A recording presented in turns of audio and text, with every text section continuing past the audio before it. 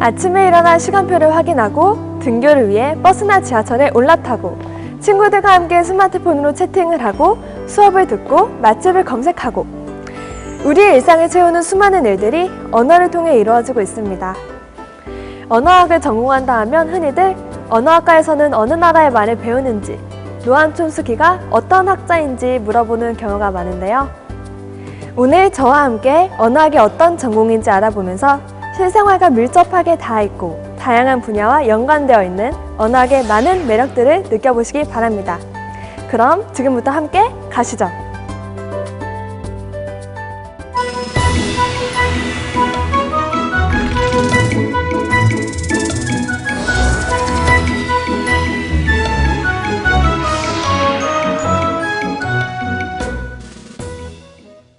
서울대학교 언어학과 교수 전종호입니다.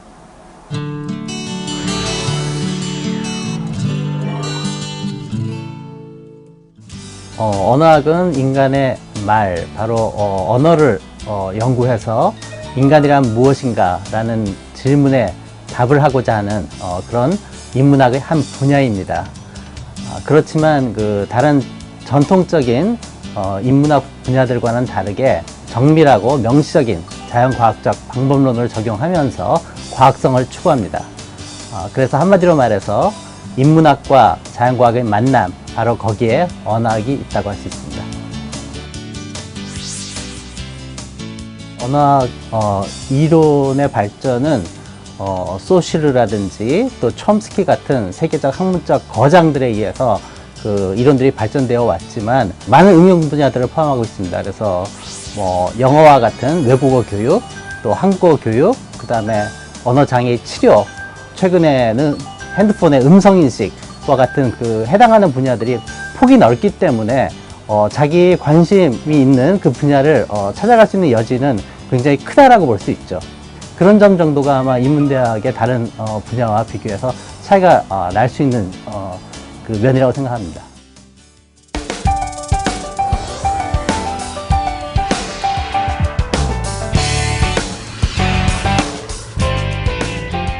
언어학과에서는 발음에 관한 연구를 진행하고 있습니다. 그리고 이러한 연구들을 바탕으로 고유 문자가 없는 민족들에게 표현 문자인 우리 한글을 보급하고 있기도 합니다. 저는 발음을 주로 연구를 하는데요. 그 발음을 가지고 과학적인 방법을 이용해서 외국인들한테 한국어 발음을 어떻게 가르칠 것인가, 그리고 우리 한국 사람들이 어떻게 하면 효과적으로 더 좋은 발음을 할 수 있을까, 그런 데 대해서 연구를 하고 있고, 실제로 발음 교육에 활용할 수 있는 프로그램도 만드는 데 참여하고 있습니다. 3년 전에는 탈북자들을 위한 표준어 발음 교육 프로그램도 만들었고요. 그리고 컴퓨터나 스마트폰을 이용해서 자동으로 발음을 교정할 수 있는 프로그램을 만들고 있습니다. 유괴 사건이 있었을 때 그 목소리가 녹음이 되거든요. 그러면 그 목소리 가지고 이 사람이 어느 지역 출신이다, 나이는 어느 정도 될 것이다, 교육은 어느 정도 받았을 것이다, 어떤 종류의 직업을 갖고 있을 것이다, 이렇게 추정을 하고, 이제 저희가 음성학적인 연구를 통해서 분석을 하면 그쪽에 많이 도움이 되죠.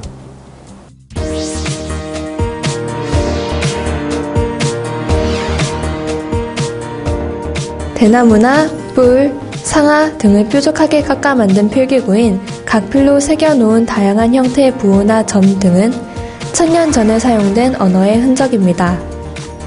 이처럼 옛 문서들을 해석하고 고증하며 언어의 역사를 밝히는 작업은 언어학의 주요 분야 중 하나입니다.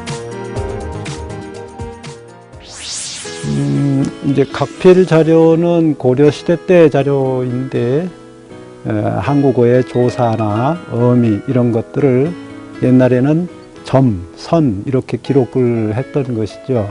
특히나 나무에다 기록한 그 문서 자료, 이것은 세계적으로 지금 매우 중요한 연구 테마가 되어 있습니다. 우리말의 뿌리를 찾는다 하는 얘기는 달리 말하면 우리 민족의 뿌리를 찾는다 하는 것과 같은 의미를 갖습니다. 그래서 옛날 선배 학자들에서부터 우리말과 계통적으로 같다고 생각되는 여러 언어, 그 알타이어를 연구 대상으로 삼아서 50년 이상 계속해서 진행을 해왔고, 지금은 특히나 이제 옛날에는 가지 못했던 그 중국이나 러시아 지역에 직접 저희들이 가가지고 언어 조사를 현지에서 실시해서 이제 우리말과 비교 연구 이런 것들도 지금은 할 수 있게 됐습니다.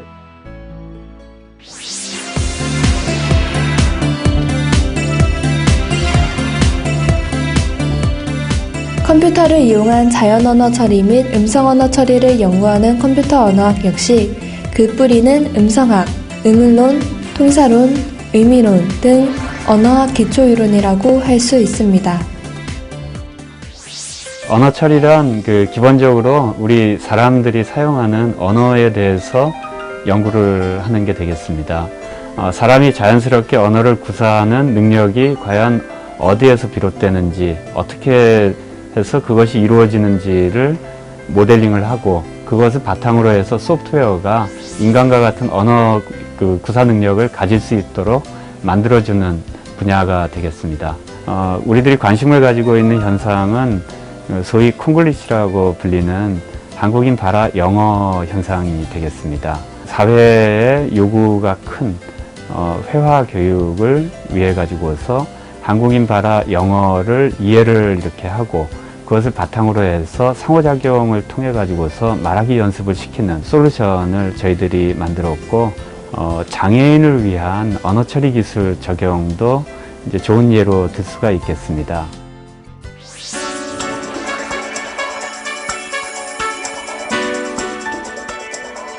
인간의 언어 활동은 무엇인가를 이해하고 생산해내는 인지적 과정의 결과물인데요. 언어학에서는 문장의 구조를 연구해 이러한 인지 과정을 규명하고 있습니다. 저는 주로 문장 구조에 대해서 연구하는데요. 학문 이름으로는 통사론이라고 부르는 분야에 대해서 연구하고 있습니다. 문법이라고 하는 것을 통사론의 기초 단계라고 생각하시면 됩니다. 그래서 기본적으로 단어들이 어떤 법칙을 갖고 조합되는지 그것을 공부하는 학문이 통사론이라고 생각하시면 됩니다. 어순이 나타날 때 그 평면적으로 보이는 선후 관계뿐만 아니라 단어들 사이에 나타나는 보이지 않는 위계관계도 연구하는 게 문장 구조 연구의 핵심이라고 할 수 있습니다. 우리가 어떤 문법적인 활동을 할 때 그게 뇌에 어떤 작용과 연관이 되는지 같이 연구를 하는 거죠. 그래서 어떤 비문법적인 문장이나 문법적인 문장을 보여주고 또는 들려주고, 그때 일어나는 뇌파의 활동이나 뇌의 활성화 정도를 같이 연구하고 있습니다. 그래서 심리학과 언어학과 또 의학 쪽에서는 실어증에 걸린다든지 언어 장애가 생겼을 때 어떤 부분에 그 뇌의 활성화와 연결되어 있는지 공부하기 때문에 이제 언어학을 공부한 사람들이 그런 실제로 그런 임상이나 언어 치료에 굉장히 도움이 되는 연구들을 많이 하고 있습니다.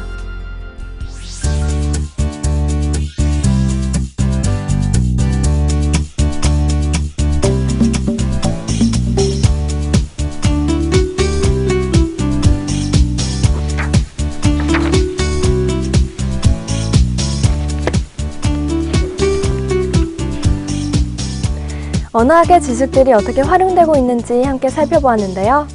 언어 너머의 가치와 의미를 발견하고 다양한 분야의 연구에 적용되어 사회문화 발전에 기여할 수 있다는 점이 언어학이 지닌 가장 큰 매력이 아닐까 합니다. 이처럼 매력적인 언어학을 전공한 후엔 어떤 일을 하게 될까 궁금하실 텐데요. 연구 분야가 무궁무진한 언어학의 학문적 발전을 위해 힘쓰거나 언어학 전공의 장점을 살려 다양한 분야에서 다재다능한 인재로 활동하고 있습니다. 그럼 졸업한 선배들을 직접 만나 언어학 전공자의 졸업 후 진로에 대해 좀 더 자세히 알아볼까요? 예, 저는 서울대학교 언어학과 93학번이고요. 이영주라고 하고요. 현재는 서울여자대학교 영어영문학과의 교수로 재직하고 있습니다.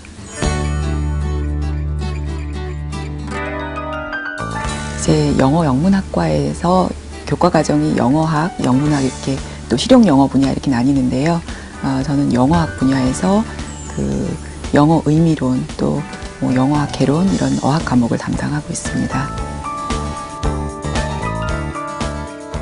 언어로 표현되는 방식, 언어로 우리가 생각을 표현하고 또 언어에서 보여지는 규칙성 같은 거요.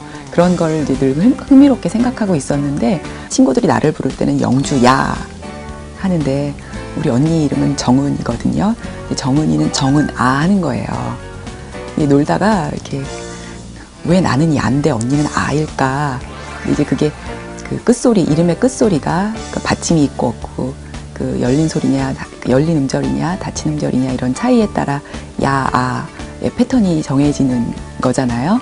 이제 우리 그러니까 한국어에 그런 유형들이 많이 있는데 기본적으로 언어에 대한 관심을 가지고 있었고 문학 소녀적인 성향은 아니어서 데이터를 통해서 보여주는 규칙성 이런 것들을 더 깊이 있게 공부하고 싶었다 하는 생각이 이제 언어학과로 관심을 갖게 한 계기가 된 것 같아요. 저는 서울대학교 언어학과 92학번 92년도에 학교를 입학한 성열원이라고 하고요. 지금 현재 SK텔레콤의 HMI 테크랩이라는 부서에서 일을 하고 있습니다. 휴먼 머신 인터페이스의 약자이고요. 사람과 기계가 서로 잘 상호작용을 해가지고 일들을 처리할 수 있게 하는 그런 일이고, 고객들이 단말기를 통해서 본인이 다 터치를 하지 않고도 어떤 걸 만들 수 있는 동작을 할 수 있는 그런 거를 만드는 걸 1차적인 큰 목표로 가지고 있습니다. 원래 제가 그 컴퓨터라든가 이런 쪽에 관심이 많았었기 때문에 근데 어떻게 하다 보니 이제 문과를 가게 돼서 선택의 여지가 별로 없었긴 했는데, 언어학에서 세계 여러 언어를 다루고 또 이제 제가 지금도 하고 있는 전산 언어학이라는 분야가 있기 때문에 그리고 또 이제 과학적 연구 방법론이 뭐 과학이라고 넓게 보면 굉장히 넓게 볼 수 있지만 좀 좁은 의미의 엄밀한 의미의 과학적인 연구를 문과에서 할 수 있는 좋은 분야라고 생각해서 선택을 하게 됐습니다. 좀 더 전통적인 언어학 수업을 많이 들었던 것이 제가 지금까지 버틸 수 있는데 굉장히 큰 힘이 됐었던 것 같습니다. 그러니까 전산 언어학은 언어학 내부에서 굉장히 밖에 있는 응용 학문에 해당하거든요. 근데 그런 응용 학문을 전통적인 언어학 지식이 없이 공부를 하게 되면 구현은 쉽게 할 수 있을지 몰라도 왜 이렇게 만들어지는가에 대한 의문을 품는다든가 개선을 위해서 어떠한 부분을 더 고민을 해야 되는가에 대한 그런 인사이트를 가지기 어렵거든요. 그래서 그런 부분에 있어서 광범위하게 공부를 한 것이 큰 도움이 됐다고 생각합니다.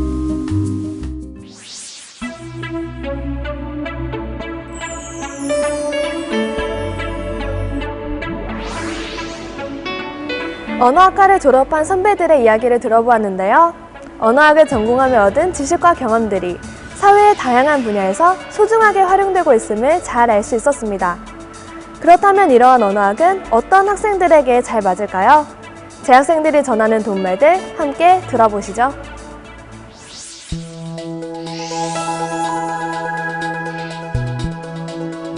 사람이다.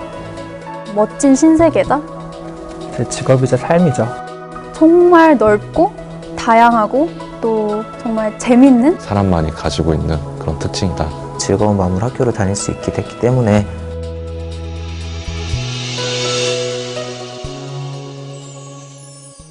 언어학과라는 데가 있는데 국문과랑 비슷한 걸 한다. 가보면 어떻겠냐 라고 설득해서 언어학과를 써서 왔는데, 영어학을 공부하려고 영문과 수업을 듣다가 교수님이 영어학을 좀 더 심도 있게 공부를 하려면은 언어학과 수업을 들어보라고 해서 처음에 들은 그 음성학 수업이 너무 재밌어서 우연히 언어학과 이제 전공 진입 설명회를 들어갔는데 정말 다양한 분야에 진출할 수 있고 또 생각보다 인문대에서 가장 실용적인 학문이라는 걸 알게 됐어요.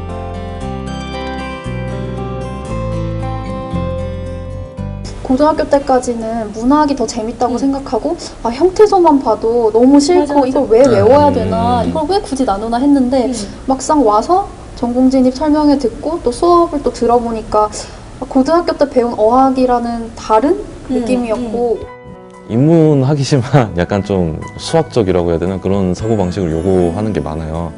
막 언어학과 다니면 10개 국어 하냐 막 이렇게 물어보시는데, 그게 아니라 분석을 함에 있어서 다양한 언어를 다룬다는 것? 통계적인 지식을 좀 더 갖추고 뭔가 좀 물리적인 어떤 특성을 조금만 이해할 줄 알면 나머지는 학과에서 채워주기 때문에 문법 지문을 봤을 때 처음 보는 지문이더라도 아 이것도 비문학이야 이렇게 보는 게 아니라 아 이런 것도 있구나 이렇게 좀 흥미를 느끼면서 읽는 사람이면 일단 언어 자체를 좀 사랑하는 마음이 좀 있어야 돼요. 아무래도 언어를 이제 연구를 하는 거고 공부를 하는 거니까 고등학생이 보기에는 되게 어떤 생소한 학문이거든요. 그래서 흔히 아는 어떤 그런 학문이 아니기 때문에 처음에 딱 와서 당황할 수도 있고 좀 어려워할 수도 있지만 그러한 어떤 위험을 즐길 줄 안다고 하면 누구나 재미있게 배울 수 있는 게 언어학입니다. 인류문화 연구의 필수적인 학문으로 출발한 언어학은 그동안 다양한 실험과 연구를 통해 인간의 정신과 본질을 밝히는 데 많은 공헌을 해왔습니다. 전 세계 언어학자들이 인정하는 최고의 문자체계 중 하나인 한글을 가지고 있는 자부심으로 서울대 언어학과는 언어학의 세계에서 우리의 힘을 키워가고 있습니다.